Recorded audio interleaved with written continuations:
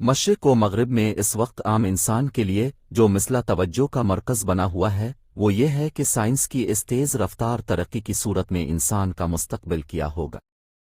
Science نے ہمیں کئی ایک راحت اور سہولیات مہیا کی ہے، مگر اس کے ساتھ ہی وہ فکر انسانی پر اثر انداز ہو کر معاشرتی، ثقافتی اور معاشرے کے قواعد و ضوابط پر بھی اثر انداز ہو رہی ہے۔ کل تک جو چیز اچھی تھی آج یا تو وہ پست ہے یا پرانی ہے۔ انسان کے چاند اور مریخ پر حملوں نے سب کو حیران کر دیا ہے۔ ان حالات میں مغربی ادب اور کبھی کبھی مشرقی ادب میں بھی یہ فریاد پریشانی سنائی دیتی ہے کہ اگر سائنس اسی انداز سے سامان ہلاکت پیدا کرتی رہی تو معلوم نہیں انسان کا کیا ہوگا۔ سائنس دانوں نے جوہری توانائی کے ذخیروں کو سائنس دانوں کے ہاتھ میں دے دیا ہے۔ ان کی جنگی جنوں کی ایک معمولی سی لہر اس زمین اور اس کے پاڑ و ریگستان کو ٹکڑے ٹکڑے کر سکتی ہے۔ ایسی حالت میں ہمارا کیا ہوگا؟ ہماری اولاد کا کیا ہوگا؟ ہمارے شراب خانوں کا کیا بنے گا؟ ہمارے کلبوں کا کیا ہوگا؟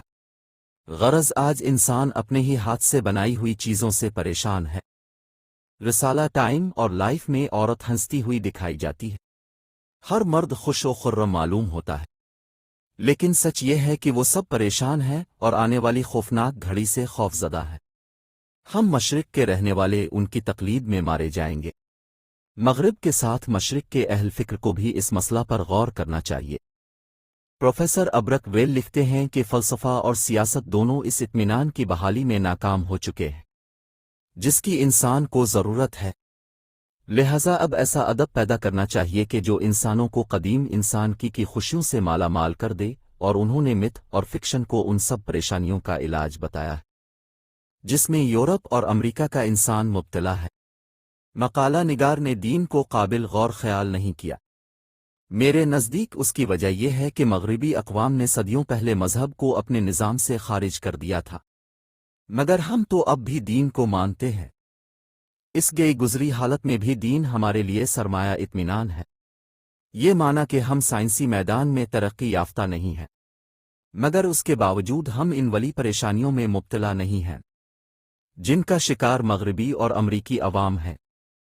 پس کیا یہ ممکن نہیں کہ ہم شرق والے مغرب کو ایک پیغام پہنچائیں کہ ان کا مستقبل سائنس کی ترقی کے باوجود شاندار ہو سکتا ہے، بشرطے کہ وہ چند شرائط اور پابندیوں کو قبول کریں۔ اگر ان شرائط پر ایمانداری سے عمل کیا جائے تو انسان کی یہ زمین ہمیشہ ہمیشہ آباد اور پھلی پھولی رہ سکتی ہے، تاوقتی کہ اللہ تعالیٰ خود اس کو ختم نہ کر دے۔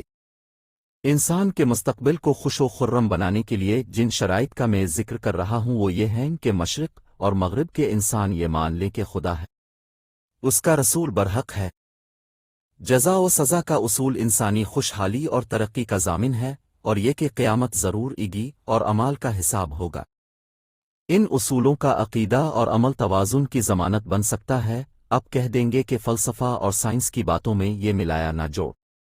میں کہتا ہوں کہ میرا نجات ہے، سائنس اور دین کا ملاپ ضروری ہے، فرد و اجتماع دونوں کی خوشحالی کے لیے یہ ناگزیر ہے۔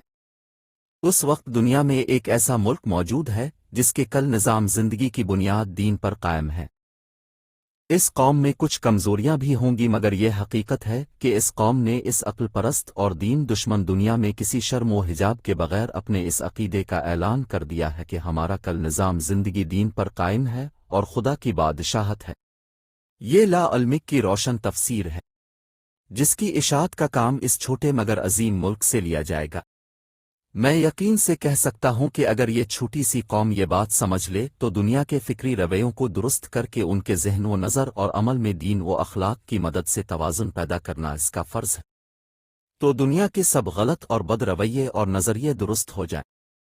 میں جس قوم کا ذکر کر رہا ہوں اس سے مراد آپ اور آپ کی قوم ہے۔ پروفیسر چشتی نے علامہ اقبال کا قول نقل کیا ہے، مسلمان کے لیے لازم ہے کہ علم کو مسلمان کرے۔ علامہ نے علم ہی کو نہیں بلکہ خود سیاست اور زندگی کو مشرف با اسلام کرنے کی تلقین کی ہے۔ میں سمجھتا ہوں کہ اب وقت آ گیا ہے کہ ادب، سائنس، سیاست اور عملی زندگی بھی کو مشرف با اسلام کیا جائے تاکہ ہم خود بھی ان بے توازن رجحانات سے بچ سکیں جو مغرب اور امریکہ کے راستے ہم میں داخل ہو رہے ہیں۔ اس مقصد کے لیے ہمیں اپنے ادب کا محاسبہ کرنا ہوگا اور اپنی عام فکری زندگی کا بھی، اور اس بات کا تعین کرنا ہوگا کہ دین اور سیاست کے ایک ہونے کا مطلب کیا ہے، اور جب ہم دین و سیاست کی یکجائی کا ذکر کرتے ہیں تو اس میں سیاست سے کیا مراد ہے؟ جب ہم دین اور علم اور اقدار جدید کے امتزاج کا ذکر کرتے ہیں تو اس سے کیا مراد ہے؟ کیا یہ کہ اسلام کو غیر ملکی لباس پہنا دیا جائے یا غیر ملکی ذہن کو مسلمان بنا دیا جائے؟ حضرت علامہ کا مقصد یہ تھا کہ زمانے کو اسلام کے مطابق ڈھالا جائے، نہ یہ کہ اسلام کو زمانے کے غلط نظریات کے مطابق بنایا جائے۔ اصل مسئلہ یہ ہے کہ اب پہلے علم اور دین کو ایک جگہ بیٹھنے کا موقع دیں، اس کے بعد غور و فکر کر کے دین اور زندگی کی کیجائی کے لیے راستے ہموار کریں۔ ان ہموار راستوں پر اپنے نتائج اور ریا منتوں کی شمع روشن کریں تاکہ سب لوگ اپنی منزل کی طرف بڑھتے جائیں۔